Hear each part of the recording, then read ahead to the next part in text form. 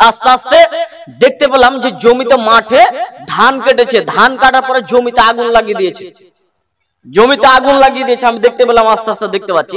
তা আমার মাথাতে একটা চিন্তা আসলো যে এই যে জমিতে যে আগুন লাগিয়ে দেওয়া হয়েছে, এখানে তো অনেক ছোট ছোট পিঁপড়ে রয়েছে, তাহলে পিঁপড়েগুলো সব মরে শেষ হয়ে গেছে। এই জমিতে তো অনেক ছোট ছোট পোকা রয়েছে, তাহলে এগুলো মরে শেষ হয়ে গেছে।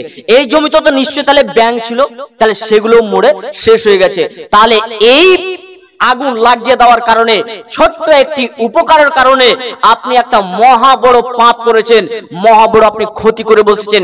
অতএব কিয়ামতের মাঠে আপনাকে জবাব দিতে হবে কি উপকার হয়েছে। এবং যারা মাটি তথ্য নিয়ে, ভূতত্ত্ববিদ যারা, তারা এইগুলো নিয়ে চিকিৎসা করার সময়তে, যারা জমি নিয়ে তারা গবেষণা করে, তারা বলে যদি কোনো জমিনের উপরে যদি আগুন দিয়ে পুড়িয়ে দেওয়া হয়, তাহলে ওইখানকার মাটিগুলোতে ফসল ভালোভাবে হবে না। এই জন্য জাপানে যেখানে বম নিক্ষেপ করা হয়েছিল, এখনো সেখানকার ফসল ভালোভাবে হয় না, কারণ জমিনগুলো পুড়ে গেছে। তাহলে জমিন যদি পুড়ে যায়, তাহলে ভূতত্ত্ববিদ জমি যারা গবেষণা করে মাটি নিয়ে, তারা বলছে সেখানে ভালো ফসল হবে না। আপনি কি করে বুঝে নিলেন যে সেই ছাইগুলো জমির অত্যন্ত কাজে দিবে? কারণ আপনার বাড়িতে জৈব সারগুলো নেই, সেগুলো দেন, পুড়াতে হবে কেন? থাক। আর এখন তো উন্নত মানের যন্ত্র চলে এসেছে, ট্রেক্টর দিয়ে, চাষ দিয়ে সেগুলোকে তো ভেঙে দেয়, কেন আপনি পুড়াতে যাবেন? শুনেন, আল্লাহ নবী বলছেন, শোনো, একটি চড়ুই পাখি বা তার থেকে একটি বড় পাখি যদি কোনো মানুষ জবাই করে খাওয়া ব্যতীত অন্যায় ভাবে যদি ওই পাখিটাকে হত্যা করে, কিয়ামতের মাঠে ওই লোকটা মহা বড় পাপী বলে, অপরাধী বলে হবে, মহা বড় পাপী বলে সে গণ্য হবে কিয়ামতের মাঠে। একজন মেয়ে, সে একজন বিড়ালের দায়িত্ব নিয়েছিল, বিড়ালটিকে ছেড়েও দেয়নি, বিড়ালটিকে খাওয়ারও দেয়নি, যার কারণে বিড়ালটি মারা গেল। আল্লাহ নবী বলছেন ওই মহিলাটি জাহান্নামে যাবে, কারণ সেই বিড়ালের দায়িত্ব নেওয়ার পরেও সে তাকে খাবার দেয়নি, এই বিড়ালটিকে সে ছেড়েও দেয়নি। বোঝা যাচ্ছে যে কোন প্রাণী হোক, তাদের সঙ্গে আপনি খারাপ আচরণ করতে পারবেন না। একটি মুরগাকে আপনি বেঁধে দিয়েছেন, অথবা একটি আপনি পায়রা, কবুতর যেটাকে বলা হয়, কবুতরকে আপনি বেঁধে দিয়েছেন, পাটা বেঁধে আপনি দূরে আপনি রেখে দিয়েছেন, যে আপনারা 4-5 জন বন্ধু মিলে তীর নিয়েছেন, তীর নিয়ে বলছেন দেখি কে মারতে পারে। এই পাখিটা যদি এখন মারা যায়, এই পাখিটা যদি এখন মারা যায়, তাহলে এরা সবাই কিয়ামতের মাঠে অপরাধী বলে গণ্য হবে। মুহাম্মদ সাল্লাল্লাহু আলাইহি সাল্লাম বলছেন, অন্যায় ভাবে ওয়াকাতুন নাফসিল্লাতি হারামাল্লাহু ইল্লা বিল হক, তোমরা অন্যায় ভাবে কোনো নাফসকে তোমরা হত্যা করতে পারো না। মানুষকেও হত্যা করতে বলা হয়েছে, যে এদেরকেও তোমরা হত্যা করতে পারবে না অন্যায় ভাবে, নেই ভাবে করা যাবে। মুসলিম বিধান হচ্ছে, কোন মুসলিম যদি অপরাধ করে তিনটি অপরাধ করে, কোন মুসলিম যদি 3টি অপরাধ করে, তাহলে তাকে হত্যা করতে হবে। এক, সে যদি জামাত ত্যাগ করে মুরতাদ হয়ে যায়, সে যদি কোরআনকে অস্বীকার করে, মুসলিম অথচ সে কোরআনকে অস্বীকার করছে, বলছে আমি কোরআনের এই আয়াতটাকে আমি মানি না, আমি কোরআনের এই সূরাটাকে আমি বিশ্বাস করি না, তাহলে তাকে মারতে হবে, তাকে মেরে শেষ করতে হবে, কারণ সে মুসলিম হয়ে সে কোরআনকে অস্বীকার করলো কেন? এই এক। 2, যদি বিবাহ অবস্থায় যদি জেনায় লিপ্ত হয়, তাহলে নারী পুরুষ উভয়কে তাদের দুজনকে ঢিল পাথর দিয়ে তাদেরকে মেরে হত্যা করতে হবে। 3 নম্বরে আল্লাহ নবী বলছেন, আল কাতলু বিল কাতলি, কতলের পরিবর্তে কতল, কিসাস। আপনি একটা মানুষকে হত্যা করেছেন, ওর পরিবারের লোক একে হত্যা করে দিবে। এই 3টি কারণ ব্যতীত কোন মুসলিমকে হত্যা করা যাবে না।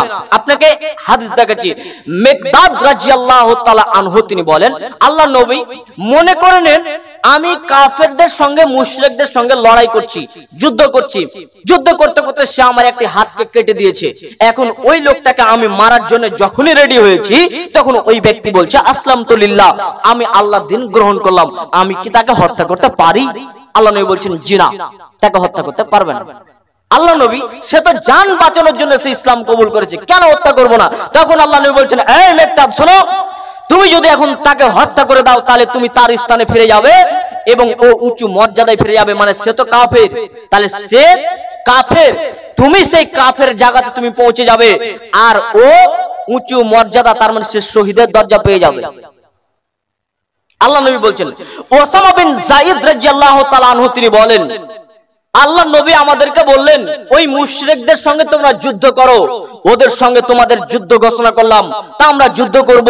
একজন মুশরিককে দেখতে পাচ্ছি আমাদের সাহাবীদেরকে যাকেই পাই তাকেই ধরে হত্যা করে, খুব বীর যোদ্ধা। এই মুশরিকদের একজন ব্যক্তি খুব বীর যোদ্ধা, মুসলিমদের যাকেই পাই তাকেই ধরে হত্যা করে দেয়। আমি ওসামা বিন যায়েদ আমি মনে ভাবলাম ওকে ধরে হত্যা করবই করব।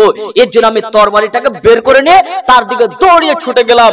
যখনই আমি তাকে হত্যা করতে যাব তখনই ও বলছেন আশহাদু আল্লা ইলাহা ইল্লাল্লাহ, আমি সাক্ষ্য দিচ্ছি আল্লাহ ছাড়া কোনো সত্য ইলাহা নেই। লা ইলাহা ইল্লাল্লাহ সেই লোকটা বলে নিল। তা আমি তরবারিটা তার উপর ধরেছিলাম, তা মেরেই দিয়ে তাকে হত্যাই করে দিলাম। শেষ পর্যন্ত আমি তাকে কি করলাম, হত্যাই করে দিয়েছি, মরে গেল। আমি আল্লাহ নবীর কাছে দৌড়িয়ে এসে বললাম আল্লাহ নবী, আমাদের মুসলিমদের ভিতরে আমাদের সাহাবীদেরকে যাকেই পাই তাকেই ধরে হত্যা করে, যাকেই পাই তাকেই ধরে হত্যা করে, সুযোগ পেলেই হত্যা করে দেয়। আমি মনে মনে ভাবলাম ওই মুশরিকটাকে আমি ধরে হত্যা করব। আমি যখনই তাকে মারতে গেছি তখন উনি লা ইলাহা ইল্লাল্লাহ বলে নিয়েছেন। এরপরেও আমি তাকে মেরে দিয়েছি, কারণ সে লা ইলাহা ইল্লাল্লাহ যে বলেছে সে নিজের জান বাঁচানোর জন্য। তখন আল্লাহ নবী বলছেন, এই ওসামা বিন যায়েদ, ও যে লা ইলাহা ইল্লাল্লাহ বলেছে, কিয়ামতের মাঠে এটার জবাব তুমি কি দেবে? কিছু বুঝতে পেরেছেন? ও যে লা ইলাহা ইল্লাল্লাহ বলেছেন এর জবাব তুমি কি দেবে কিয়ামতের মাঠে? তুমি যে তাকে হত্যা করেছো। আল্লাহ নবী ও তো নিজের জান বাঁচানোর জন্য লা ইলাহা ইল্লাল্লাহ পড়েছে। আবার আল্লাহ নবী বলছেন, এই ওসামা বিন যায়েদ, ও যে লা ইলাহা ইল্লাল্লাহ বলেছে এর জবাব কিয়ামতের মাঠে তুমি কি দেবে?